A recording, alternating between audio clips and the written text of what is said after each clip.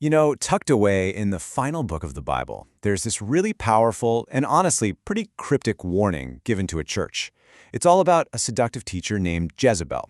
Okay, so let's dive right into this and unpack what this ancient message really means for us today. So, this message is aimed squarely at a specific community, the church in a city called Thyatira.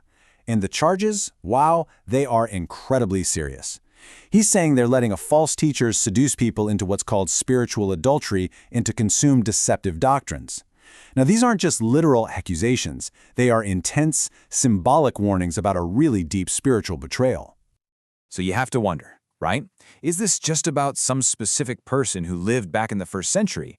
Or is it a timeless warning about a spiritual danger that's still around? To really understand it, we've got to first get our heads around a core metaphor that runs through the entire Bible. Yeah, the key to unlocking this whole verse is in this idea of a divine marriage. The relationship between God and his people isn't described like a business contract. It's consistently portrayed as a covenant, a sacred marriage bond. I mean, all throughout the Old and New Testaments, God presents himself as the faithful husband, and his people, that's Israel in the Old Testament and the church in the New, as his chosen bride. And this isn't just some pretty poetic language. It actually frames our entire understanding of what faithfulness and betrayal look like in this relationship.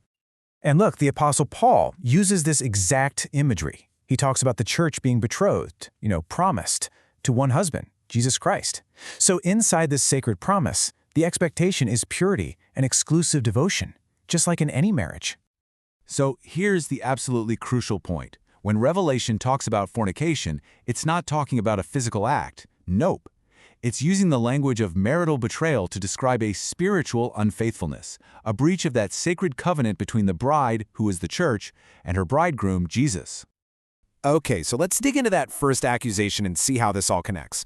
What does it actually mean to commit fornication in a spiritual sense? Let's get a really clear definition on this. Spiritual fornication is any relationship outside of our core covenant with Jesus. It's the act of turning away from Him as the ultimate source of truth, and instead embracing other teachings, other traditions, or other influences. And this can show up in so many different ways.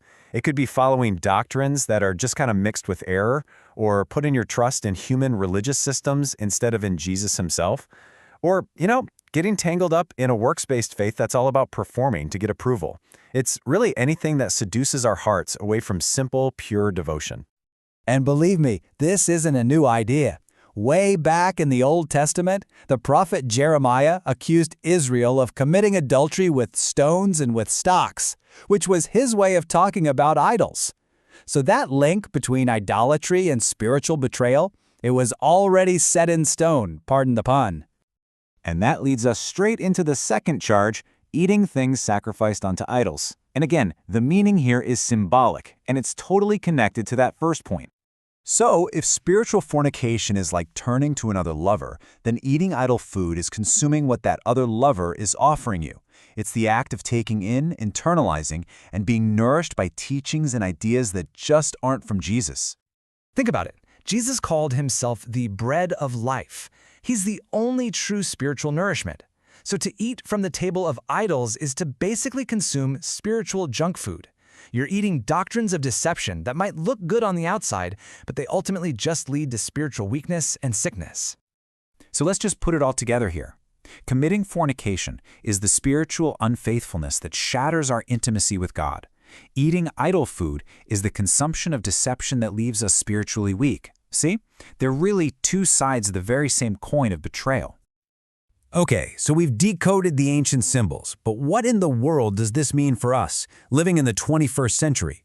How does this warning actually apply to our lives right now? This is so important to get. Jezebel isn't just a historical figure.